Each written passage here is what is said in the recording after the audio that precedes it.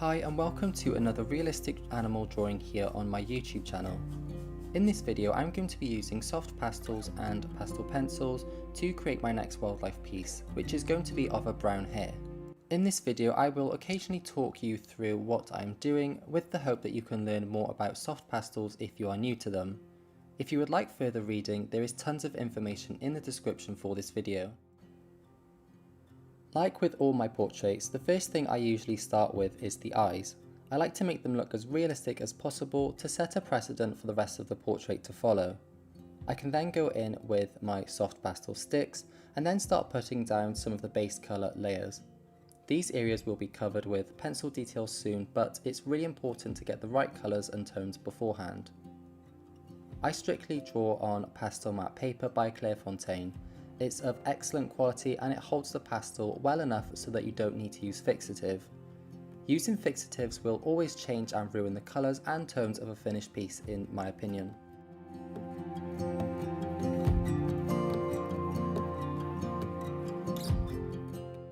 My favourite pastel sticks to use are Unison Colour and Schmieke.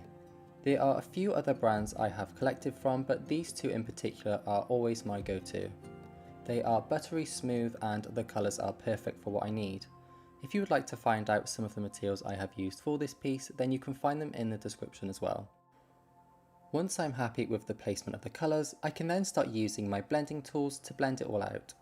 Here I'm using Soft Tools, which is just a handle with a small changeable sponge at the end, perfect for blending in pastels.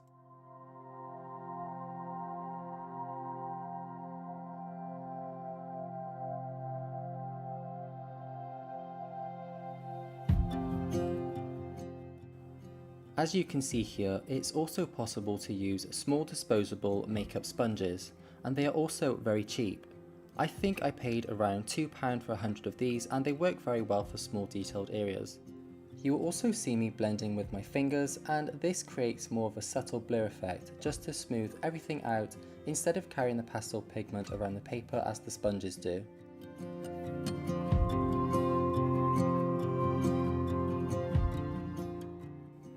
To add in and refine some of the tones, I will use my pastel pencils as they give the ability for great control in terms of their sharp point and also because they deposit a lot less pigment than the sticks do.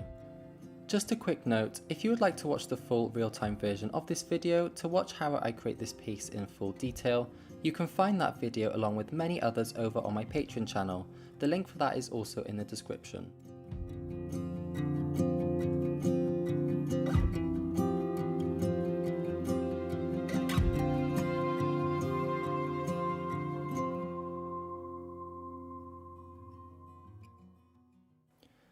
Now it's time to start adding in the pencil details, and I just want to get a general sense of the shape and direction of the fur.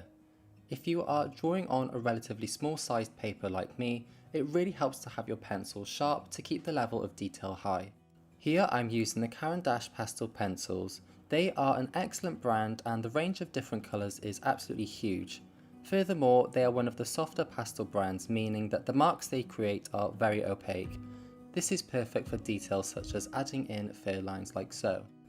It's also important to note that the downside to having a soft pastel pencil is that they break and snap much easier than the harder brands. To sharpen my Caran d'Ache pastel pencils, I use a sanding machine, which seems to be the best break-free method to sharpen them.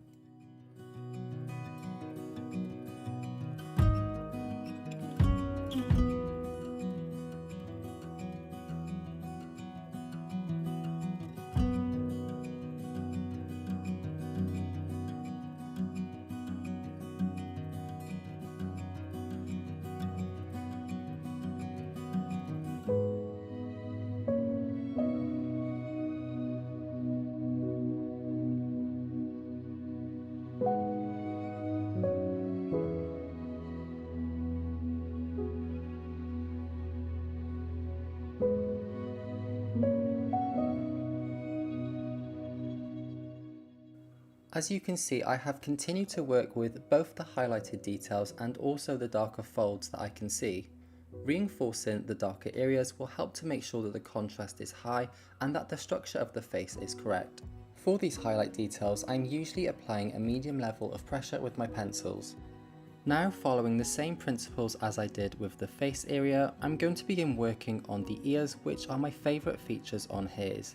I absolutely loved the crazy Scottish hare in Tim Burton's Alice in Wonderland movie, and I love how they animated his big ears to express all parts of his character. My method here is to first map out all of the dark areas, and I do this with blacks and dark browns from Unison Colour. I can then move my way over to the lighter and colour areas.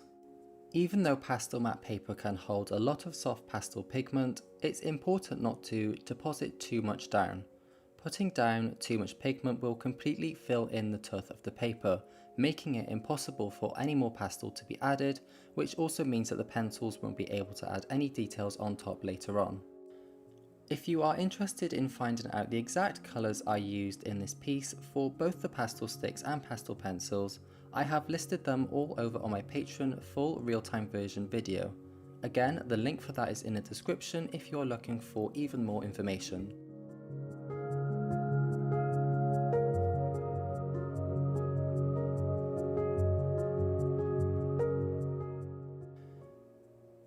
Here I'm using a kneadable eraser, and this is simply helping me remove an excess of pigment. Lifting up some of the pigment like this will only slightly erase what's there, but it will allow me much greater deposits of pastels with the pencils. I do this occasionally so that my pencil details will show up very well. I'm now just going to refine some of the dark structures to map out the area as best I can. And then I'm going to start adding in some colour with the pencils before moving on to the final details. So now I am using the black Carbothello pastel pencil to refine some of the dark areas at the top of the ear. I'm then going to take this ivory pencil from Carbothello and start penciling in the details while also bridging the gap between the two colours for a smooth transition. This will help to keep the fur looking soft, realistic and fluffy. Where you can see the short hairs here, I opt to use a more vibrant yellow even though they don't appear that colourful in the reference photo. This is because if I used the same light yellow ivory colour, it would appear too pale against the base colour layer. Choosing a more vibrant yellow, for example, will help keep the drawing more vibrant overall. Now I am using the Caran d'Ache Chinese White, which is the most opaque white pastel pencil I have.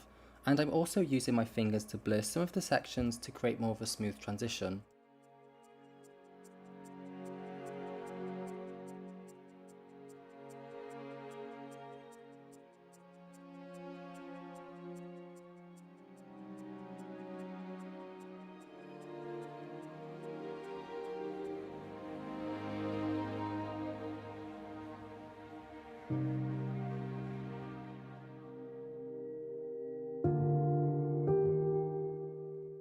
Once I am pleased with how the ears are looking, I can then move on to the body of the brown hare.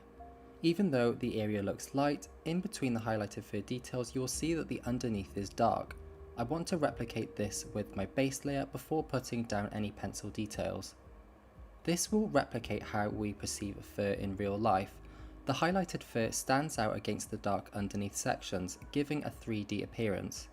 It's always important to remember not to deposit too much pigment down, but if you do, you can always use a kneadable eraser to lift some of the excess pastel off. This will ensure clean, vibrant lines when working with the pastel pencils. As you can see, I am again using my soft tool sponge just to blend out that pastel. I will then start adding in and refining the colours further, mainly adding in more dark pigment to the areas that I think need more.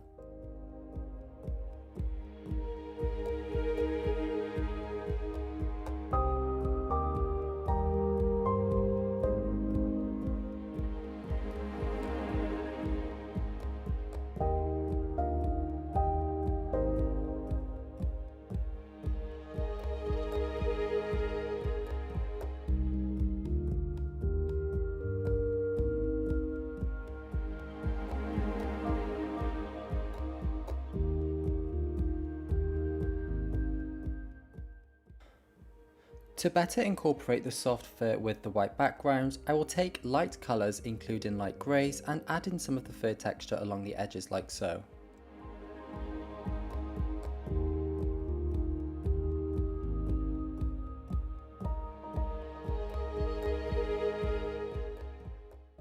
I am now starting just to fill in that fur texture. You can start in any place you like. Just try to use as many variations of colours and focus on the length and direction of each fur. It doesn't need to be a carbon copy, but rather a general sense of what you can see in the reference image. As I'm going through adding in the light fur highlights, it's also important that I fill in the dark in between areas to keep the contrast high. For that, I will use blacks and dark browns. As I mentioned before, Hare Pastel pencils are very opaque, so they're perfect for fine, vibrant details such as these. I am using a medium pressure to create these lines. Another tip is to keep sandpaper near. I tape some sandpaper near my drawing area just to sharpen the tip of my pastel pencil, and this help keeps it sharp enough to deposit fine lines throughout.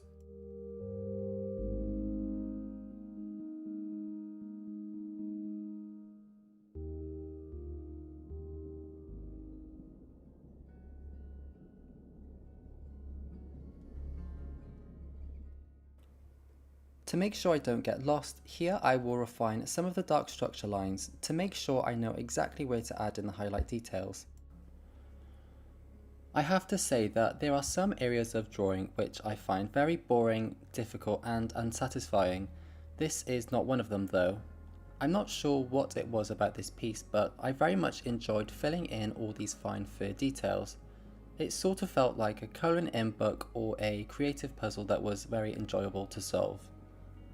If you are new to soft pastels and pastel pencils, please let me know in the comments what you love or dislike to draw so far.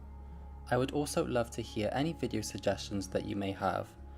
I have been meaning to put a lot more energy into teaching more on YouTube and Patreon, so any feedback is greatly appreciated.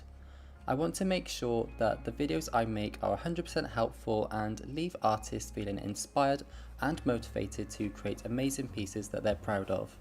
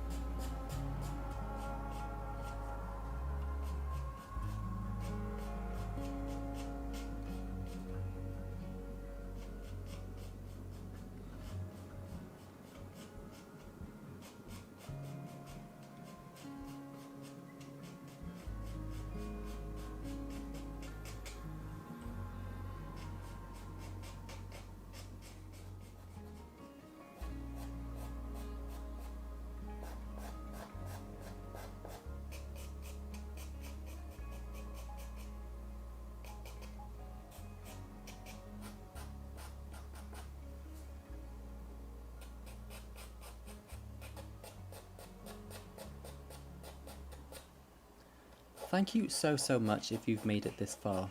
If you have, please leave a thumbs up on this video as it helps me out a great deal, and feel free to subscribe if you want to. If you enjoyed this video here on my YouTube, perhaps you will consider subscribing over on my Patreon channel.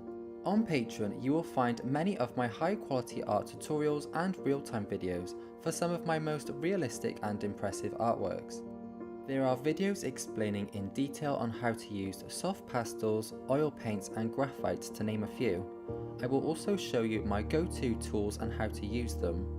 All of my content is beginner friendly and is aimed to allow you to create realistic artworks that you're proud of. There are 3 subscription tiers for you to choose from to see what best suits your artistic needs. Subscriptions are monthly and you can cancel at any time. Once you subscribe to a tier on Patreon, you will instantly gain access to all the past lessons I have already published, as well as all the exciting future lessons that are to come. Each post comes with a full list of the materials needed, and the tutorials often feature a full list of each individual pencil colours, so you know exactly what you need to use throughout. Being a professional artist and lucky enough to have commission clients from all over the world, Patreon is the place where I take you through my full creative processes, as well as explaining all the techniques, thoughts and any tips that I may have. For a low monthly fee, you will gain access to hundreds of hours of high quality drawn footage so you can see exactly how I achieve realism in my artworks. If you would like to see more information on what is available before subscribing to my Patreon, you may check out the tutorial section on my website at www.shamelessart.com. Both the link to my Patreon channel and my website is in the description for this video.